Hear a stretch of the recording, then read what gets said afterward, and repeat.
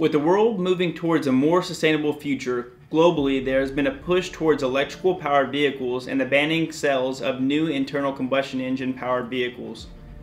The European Union and now 9 states within the United States have approved an end to the sale of new gas-powered cars in 2035. As a car enthusiast myself, there's no denying that electrical vehicles are very quick, but they lack the visceral experience an internal combustion engine provides. The initial vibrations of the startup, the orgasmic ascending of RPMs towards redline, the perfectly timed heel-toe rev match, all contribute to an emotional experience that connects man to machine. Speed is just part of that equation. Many auto manufacturers have already started shifting their production towards electrical vehicles. Porsche has announced that in 2025, the Boxster and Cayman platform will become all electric. Porsche also announced that the 718 Cayman GT4 and Spyder would stop production for model year 2024. The Cayman GT4. In the era of turbochargers, hybrids, and decreased displacement engines, it's hard to argue with a naturally aspirated flat six that revs at 8,000 RPMs, manual transmission, mid-engine layout, in a car that has a connected feeling with the road.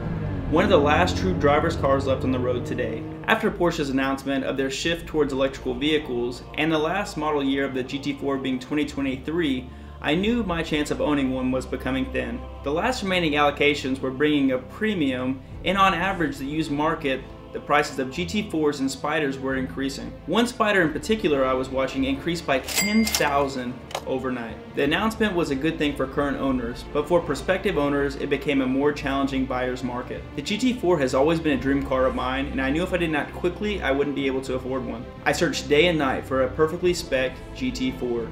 My only 2 requirements were a manual transmission and the carbon bucket seats. One morning while drinking coffee, I saw it.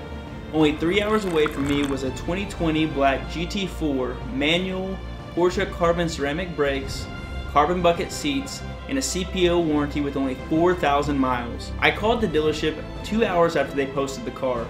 They said they already had 2 appointments for that afternoon. I knew this deal wouldn't last long, so I went ahead and submitted a deposit. John, where are we heading to today? Well, we're headed just down south a little bit to pick up a special car. Should we reveal what car it is, Sean? Well, it's a BMW, yeah, just like last time when we drove to Dallas. It seems like, what, we drove to Dallas, what, 2 years ago? Yeah, I guess so. Yeah, it was right about 2 years ago. Yeah, they get the Shelby GT350. So this time is actually one of my dream cars that I've wanted for a very long time. I know the NSX is one of my dream cars too, but this is very similar to the NSX, but it's newer and it's one of those cars that I've always wanted, and I'm finally in the position to get one. We did have a rough start to the day, to be honest with you, so I really thought maybe it was not destined to happen. So yeah, I'll get into that in a little bit. But yeah, so we're on route. We're about an hour out at this point, and then we will share with you guys in probably about 3 seconds. Yep, 3, 2, 1, go!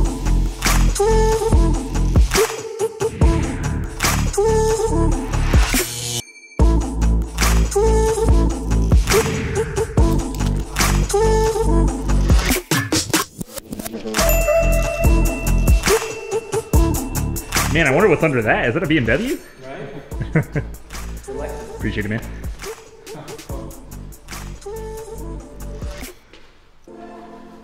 Less fun than what I was thinking.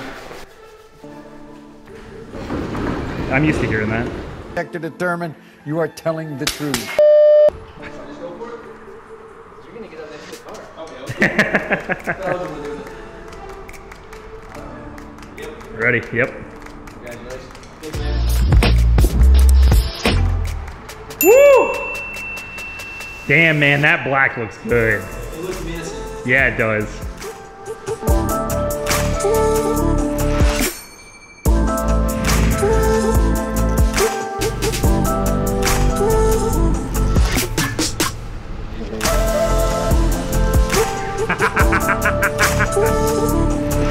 Yeah, maybe that wasn't such a good idea.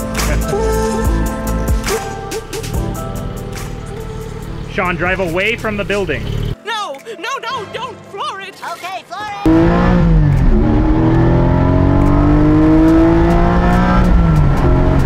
Well, So what's that for, John? I think that's for me, actually. So that way when we go on long road trips, you can take me with you. Okay. So all I gotta do is just step in right here and just... Whew. There's definitely a trick of getting in and out of these carbon bucket seats, but that's just part of the experience. Today we are in my 2020 Porsche Cayman GT4. Sometimes I really have to pinch myself when I say that. I want to give you guys an initial impressions of the GT4, and I thought the best way to do that is with a coffee run. But I don't think in a short drive for coffee I will be able to express all my emotions and thoughts about this amazing car. So, I'll be driving over 200 miles to multiple coffee shops around Oklahoma. That way I won't forget any details. It's going to be a fun, over-caffeinated day. To start off the journey, we're starting at the Comma Coffee Shop down in Shawnee, Oklahoma. Small little coffee shop, but great for the community. Now let's get started on our journey. To start this drive off, let's go ahead and talk about the powertrain that's in the 2020 Cayman GT4. It's a 4-liter flat 6 mated to a 6-speed manual transmission. Fun fact, the motor that's in the Cayman GT4 is actually the same engine that's in the new 992 911, which is bored out to 4 liters and the turbos are both removed. It makes 420 horsepower with a rev line of 8,000 RPMs. Now let's see what this thing sounds like when it revs out to 8,000 RPMs. And you know the best place to do that at is in a tunnel. Let's go find one.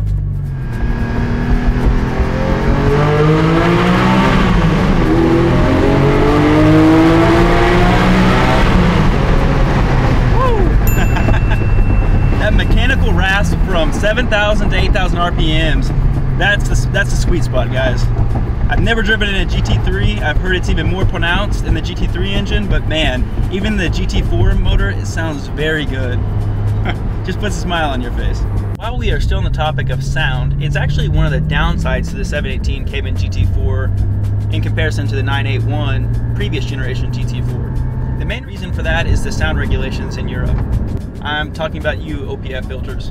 It's actually a very easy fix. You just have to buy a replacement OPF filter which deletes it and it's a straight pipe. That is actually one of the main upgrades I'm going to do to this car is a Klein exhaust that deletes the OPF filters. Another reason why this car doesn't sound very good stock is that actually the valve controller, even if you press a sport exhaust button, the exhaust valves close when you reach 1,000 RPMs and do not open again until you reach 4,000 RPMs. So technically the valve is shut regardless what button you have pressed from anywhere from 1,000 to 4,000 RPMs. So when you reach over 4,000 RPMs, it forces the valves open in the exhaust. It almost sounds like a VTEC crossover if you've ever driven like an S2000, NSX, or really any Honda that has VTEC. The car just gets noticeably louder once you reach a certain RPM level.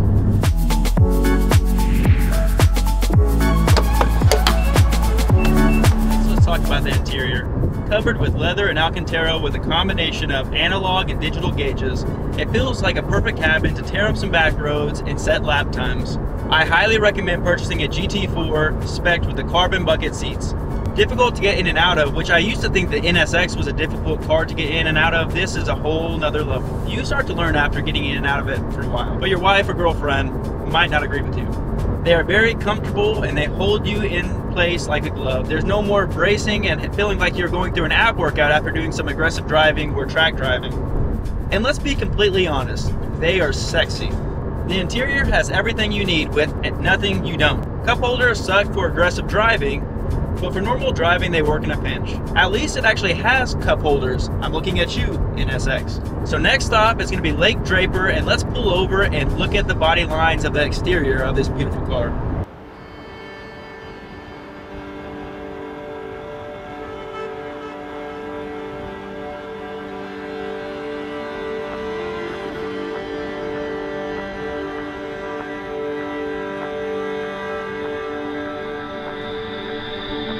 Lie detector test determined that was a lie.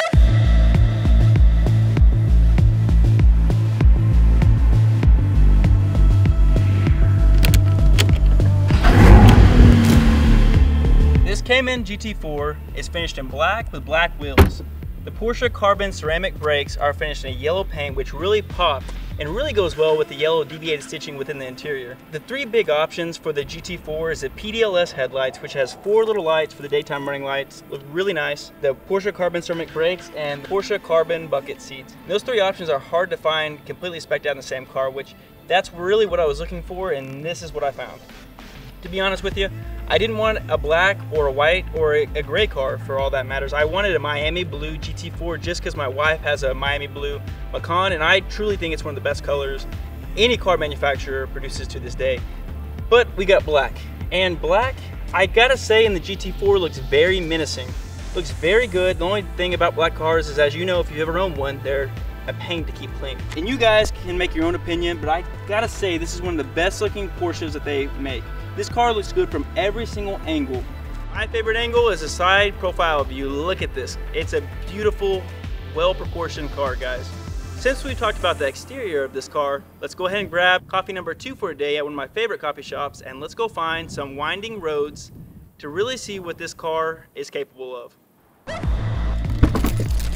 Coffee stop number 2 today is going to be the Open Flame Coffee Company. I have a little bit of nostalgia for this place. I used to study back here in college, so they make really good coffee, all in-house brew, so let's go ahead and check it out.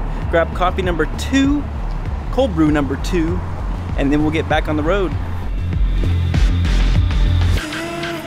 Fun little fact about the Open Flame Coffee Shop, it used to actually be an auto body shop back in the day, and they converted it into a coffee shop. Well, they restored it and then made it a coffee shop. So let's go ahead and get back on the road.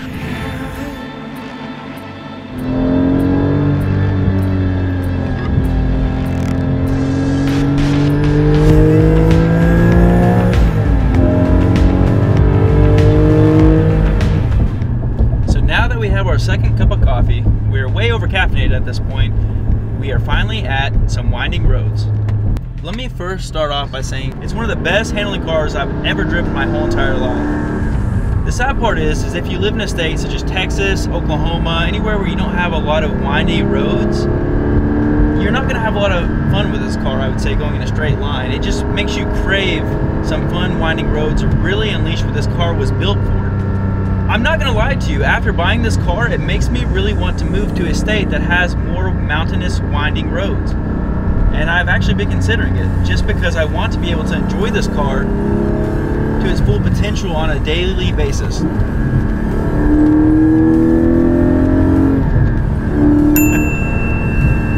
Oh man. Oh, the downshifts in this car sound amazing. I can only imagine what it's going to sound like once we put the full exhaust. Speaking about how capable this car is, guys, before you know it, you are in triple-digit speeds, over 100 miles an hour, easily. And that's one of the things, that to have fun in this car, you really have to be breaking the law. Before you know it, you're easily over 100 miles an hour when you're doing some spirited driving. It's just too easy in this car compared to my 30-year-old 91 NSX. When you're going 60 miles an hour, you feel like you're going 70. On my way home from Texas, I had a 3.5-hour drive. And when I first left the dealership, it was mainly straight roads. So I was like, did I make a mistake? Because this is over $130,000 car at this point with the current market situation. And I got in it, and I enjoyed it. I thought it was a pretty car, and I was like, maybe I thought it was overhyped. Until I found some winding roads on the way home. And at that point, I knew that I made the right decision, and this car was worth every penny that I paid for it. Not the fastest car on the market today for the $130,000 price range. There are much faster cars out there for that price range, but there's a difference between how fast a car truly is and how the car makes you feel. This car is very balanced, and it's a very playful car to drive. I cannot wait to really experience this car at the track and on some actual fun back roads, which we'll be testing out come October when we take it down to the Boston Mountains in Arkansas for our BMT drive. This car is so playful, it honestly reminds me a lot of the S2000. I don't think anyone's ever made that comparison before between the S2000, which the Porsche Spyder would be a better comparison for the S2000 because they're both convertibles. Now, the Spyder is a GT4 without the roof, for the most part. That's what I was originally looking for before I bought the GT4, but beggars can't be choosers, and the GT4 showed up, and I could not turn down this car. Speaking of comparisons, since I own an NSX, I know what you guys are wondering. How does this compare to the NSX? Well, let's go stop at one last coffee shop, really cool place in Automobile Alley called Coffee Slingers. We'll grab a nitro cold brew. So that's going to be 3 cold brews within about 3 to 4 hours. Definitely going to have a heart attack today. Then we're going to go back and we're going to sit the NSX right next to the GT4, and I'm going to tell you guys my thoughts about the two cars.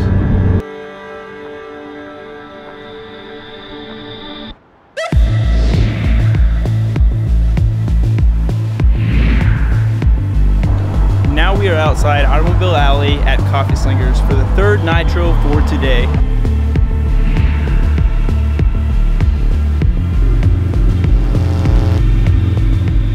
So here we have two cars that offer a very similar experience but also a very different experience. The 2022 Porsche Cayman GT4 and the 1991 Acura NSX. Both are mid-engine, manual transmission sports cars with similar ethos. To be an engaging driver's car. The cars are from different eras with a 30-year age gap in between. The Cayman GT4 is hands down a much faster and capable car, but it should be with 30 years of improvement in automotive engineering. Don't get me wrong, the NSX is very capable. It'll surprise you if you ever drive an NSX that how capable this 30-year-old supercar really is. It only has 265 horsepower, but how it handles, especially above triple-digit speeds, it is very capable and very comfortable at very high rates of speed. The overall visibility you get from the NSX is unbeatable, especially in today's cars. The visibility you get from the NSX and the driving experience is unbeatable, especially in today's cars due to the safety regulations. You could never produce a car similar to the NSX with the low dash and the great visibility that looks like you're sitting right on the road. The raw driving experience you get from the NSX from having no power steering and in my case no ABS, because I never fixed ABS, really creates a raw driving experience. In a way, the Cayman GT4 feels almost like a spiritual successor to the NSX.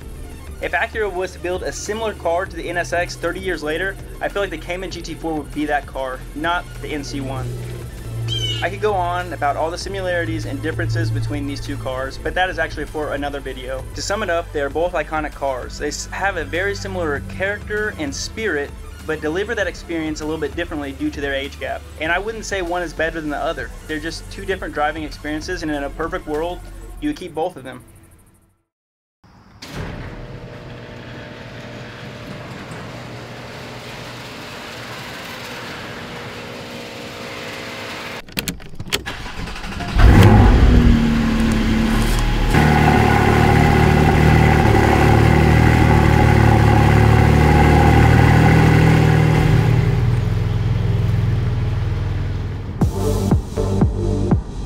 Rain or shine, we are heading to Porsche Oklahoma City's Motors in the Morning.